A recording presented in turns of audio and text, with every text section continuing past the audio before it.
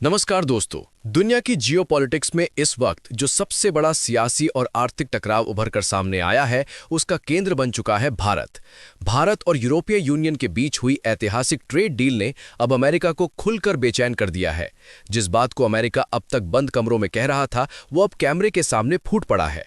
भारत से trade deal करने पर अमेरिका का गुस्सा यूरोप पर साफ नजर आ रहा है और इसकी सबसे तीखी झलक अमेरिकी वित्त मंत्री के बयान में देखने को मिली है। दरअसल ट्रंप प्रशासन लगातार ये आरोप लगाता रहा है कि भारत रूस से कच्चा तेल खरीदकर उसे रिफाइन करता है और फिर यूरोप को बेचता है।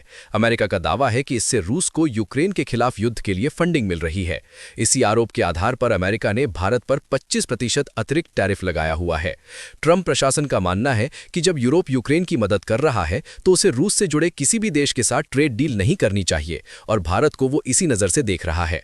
अब अमेरिका का दर्द खुलकर छलक चुका है। अमेरिकी वित्त मंत्री स्कॉट बेसेंट ने एक इंटरव्यू में साफ कहा कि हमने भारत पर 25% टैरिफ लगाया, लेकिन उसी दौरान यूरोप ने भारत के साथ फ्री ट्रेड एग्रीमेंट पर दस्तखत कर दिए। उनका इशारा सीधा उस भारत EU FTA की ओर था जिसकी घोषणा खुद प्रधानमंत्री नरेंद्र मोदी ने की है। अमेरिका के लिए ये एक बड़ा झटका है क्योंकि ये डील अमेरिका के दबाव की राजनीति को सीधे चुनौती देती है। अमेरिका की नाराजगी यही नहीं रुकी। स्कॉट बेसेंट ने यूरोपीय यूनियन को ये कहकर भी लताड़ा कि वो अपने ही खिलाफ चल रहे युद्ध को फंड कर रहा है। उनका आरोप है कि रूस का तेल भारत जाता है, भारत उसे रिफाइन करता है और वही रिफाइंड प्रोडक्ट्स यूरोप खरीदता है। अमेरिका का दावा है कि इस तरह यूरोप अप्रत्यक्ष रूप से रूस को ही पैसा दे रहा है। अमेरिकी मंत्री ने यहां तक कह दिया कि रूस यूक्रेन युद्ध को अंत में अमेरिका ही खत्म करेगा और यूक्रेन की सबसे ज्यादा मदद भी अमेरिका ने ही की है, यूरोप ने नहीं। इस पूरे घटनाक्रम से साफ है कि भारत अब ग्लोबल पावर बैलेंस में एक ऐसा देश बन चुका है जिसके फैसले अमेरिका को भी असहज कर रहे हैं। भारत का रूस से तेल खरीदना, यूरोप के साथ ट्रेड डील करना और अब कनाडा का भी भारत की ओर झुकाव दिखाना, ये सब अमेरिका की रणनीति को कमजोर करता नजर आ रहा है। अमेरिका की ये बेचैनी आने वाले दिनों में और बढ़ सकती है क्योंकि कनाडा भी भारत के साथ अपने व्यापारिक रिश्ते मजबूत करने की दिशा में आगे बढ़ रहा है। प्रधानमंत्री मार्क कार्नी के नेतृत्व में कनाडा भारत को एक अहम सामरिक और आर्थिक साझेदार बनाने पर विचार कर रहा है। इसकी वजह भी साफ है। ट्रंप प्रशासन ने कनाडा से अमेरिका भेजे जाने वाले सामानों पर 35% टैरिफ लगाया है और इसे 100% तक बढ़ाने की धमकी दी है। ऐसे में कनाडा अब अमेरिका पर अपनी निर्भरता कम करना चाहता है और अगले 10 सालों में अमेरिका के बाहर अपने निर्यात को दोगुना करने की योजना पर काम कर रहा है, जिसमें भारत एक बड़ा विकल्प बनकर उभरा है। अब बात करते हैं शेयर बाजार की। इस पूरे घटनाक्रम का असर बाजार पर भी दिख सकता है।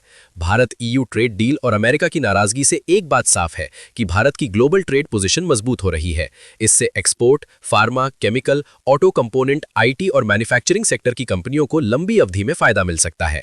वहीं अमेरिका के साथ तनाव बढ़ने से कुछ सेक्टर्स में वॉलेटिलिटी जरूर देखने को मिल सकती है, खासकर उन कंपनियों में जिनका अमेरिकी बाजार पर ज्यादा निर्भरता है। लेकिन कुल मिलाकर निवेशकों के लिए यह संकेत है कि भारत अब सिर्फ उभरता बाजार नहीं बल्कि ग्लोबल डील्स का केंद्र बनता जा रहा है। तो कुल मिलाकर तस्वीर बिल्कुल साफ है। भारत के साथ ट्रेड डील कर यूरोप ने अमेरिका को सीधा संदेश दे दिया है कि दुनिया अब एक तरफा दबाव में फैसले नहीं लेगी। अमेरिका की नाराजगी, यूरोप की दोस्ती और कनाडा की बढ़ती नजदीकी, ये सब भारत की बढ़ती वैश्विक ताकत की कहानी कह रहे हैं। आपको क्या लगता है, क्या भारत की ये trade deals global power balance को पूरी तरह बदल देंगी? अपनी राय कमेंट में जरूर बताइए। वीडियो पसंद आया हो तो इसे लाइक करें, शेयर करें और ऐसी ही बड़ी इंटरनेशनल और शेयर बाजार से जुड़ी खबरों के लिए चैनल को सब्सक्राइब करना बिल्कुल न भूलें।